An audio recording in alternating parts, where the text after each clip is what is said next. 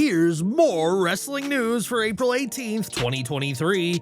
And we're starting off with Raw, and though there was fierce contention for the Match of the Night award, and while Bianca Belair and Dakota Kai gave a stellar outing, we're giving the award to The Miz versus Seth Rollins.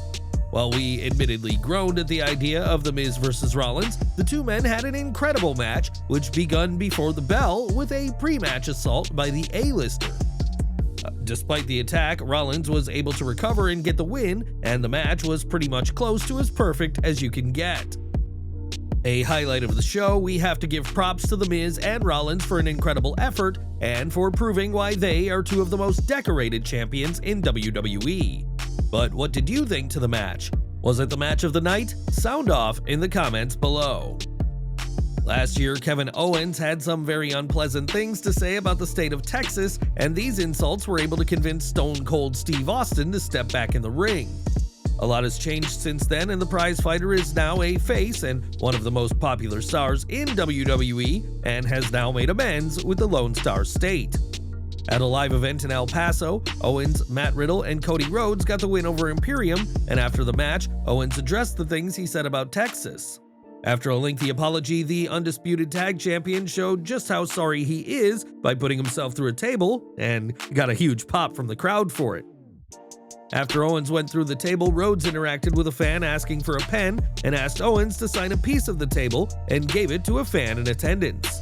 Judging by the crowd reaction, it seems all is forgiven between Owens and Texas, as the WWE superstar proved just how sorry he really is with a very painful act of penance. From the moment the referees count reached 3 in Los Angeles, there has been plenty of debate about whether WWE made the right call by having Cody Rhodes lose at WrestleMania.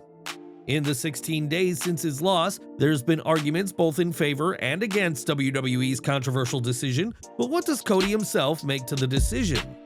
On Twitter, Cody's sister Teal said that she believes Rhodes was hoping to win and rejected the argument some have said that Cody wanted to come up short for the storyline. She posted, "Well, Cody wanted to lose convo is very funny to me. He never wants to lose. One time I beat him at Street Fighter and he didn't speak to me for 3 days." Teal isn't the only Rhodes family member to comment on Cody's loss, as Dustin Rhodes recently told Busted Open Radio that WWE are making him pay for Cody founding AEW. While many expect Cody to become world champion one day, the American Nightmare will have to deal with Brock Lesnar first. And what's your take on one of the most controversial WrestleMania finishes we've ever seen? If you've seen Tony Khan speak in interviews, you'll know that he is very passionate about AEW and has at times been very outspoken about WWE. Despite once saying that he only focuses on AEW and ROH, Khan clearly pays attention to what WWE does and has a lot of anger at the bigger promotion. That's at least according to Conan, who during his Keep It at 100 podcast said that Khan's anger at WWE isn't just for show, but is 100% real. Conan added that Khan was pissed off when Dragon Lee and Dralistico beat FTR for the AAA World Tag titles, only to see Dragon Lee announce that he had signed with WWE immediately after. While Khan may have anger at WWE, Conan said that the AEW ROH president supported him when WWE asked about Rey Mysterio's Hall of Fame induction and said it was a logical choice. In the 4 years since AEW was founded, Khan has never shied away from taking shots at WWE or having his roster do so on TV, and this all stems from a real anger in the billionaire. During the mid to late 2000s, Dylan Postal, aka Hornswoggle, was a mainstay on WWE TV, and despite his short stature, was often left standing tall over his opponents. Before the title was brought back in 2016, Hornswoggle had the distinction of being the final WWE Cruiserweight Champion, and now his son is getting into the business. While Hornswoggle has largely kept his personal life very private, we do know that he has a son named Landon, and while many wrestlers' children don't enter the ring, Landon Postal might be an exception.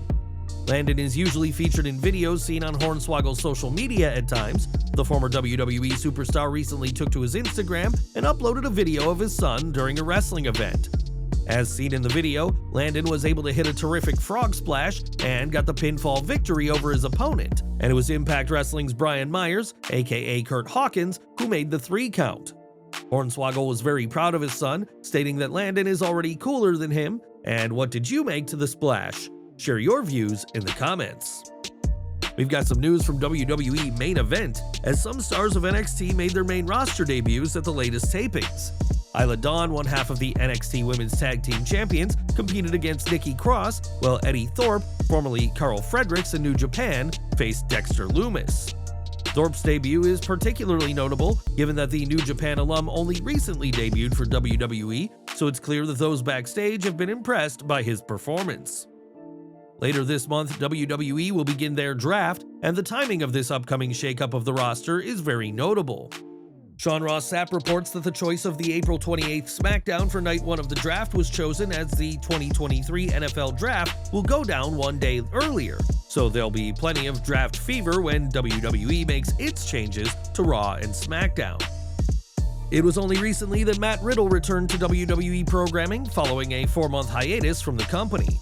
In his time away due to a violation of WWE's wellness policy, Riddle attended substance-related rehab, and we've now seen how he was prior to his stint in rehab. New footage has surfaced online of Riddle at a party last year, which is said to have happened during a Raw in the post-WrestleMania 38 season. As seen in the footage from the Tampa party, Riddle had a great time, and the post-show activities were pretty wild. One moment that had fans confused shows Riddle getting close to a friend as he sniffs the armpit of the original Bro, an action that Riddle seemed all about. Ringside News was told that everyone had their hand on their phones when the extracurricular activities started happening, so there is the possibility of more footage.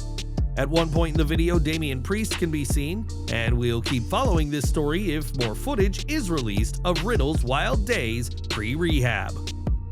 During last week's SmackDown, Shinsuke Nakamura made his WWE return by defeating Madcap Moss, and this may prove to be a turning point for the latter. During Wrestling Observer Radio, Dave Meltzer reported that Moss is on his way to a heel turn, which is interesting given that Emma is already a heel, but leads him to the ring. Moss has had an interesting couple of years with WWE, stemming back to being one of Paul Heyman's favorites for Raw in 2020, and expect Moss to join his girlfriend as a heel in due time. During this year's Women's Royal Rumble match, Nia Jax made her return to WWE over a year after her surprising release in November of 2021. Jax made her return as the number 30 entrant, and it took 11 women to eliminate the former Raw Women's Champion. But how did her return come about? On the Ring the Bell podcast, Jax said it was TJ Wilson, aka Tyson Kidd, who pitched for her to be in the match, and said the WWE wasted no time in calling her. When WWE told her they were planning on having her in the Rumble, Jax was somewhat confused and wanted clarification as to whether they were asking her to be in the match or telling her. Whatever the case, Jax made it into the match and has said that she remains open to a WWE return down the line, so we may not have seen the last of the irresistible force in WWE. And we're ending today with Tamina Snuka, who debuted on WWE's main roster in 2010 with the Usos, but her career may soon be winding down. During that episode of Ring the Bell, Nia Jax recalled an interaction with Snuka during her Royal Rumble return and said, "Tamina was telling me I'm not sure how many more Royal Rumbles I'm gonna have." Behind Natalya, Tamina is probably the longest tenured woman on WWE's main roster and is both a former 24/7 champion and women's tag team champion. While she doesn't get used in major storylines, Tamina is a veteran of WWE's women's division for a reason, but her time in the ring will seemingly be coming to an end soon enough.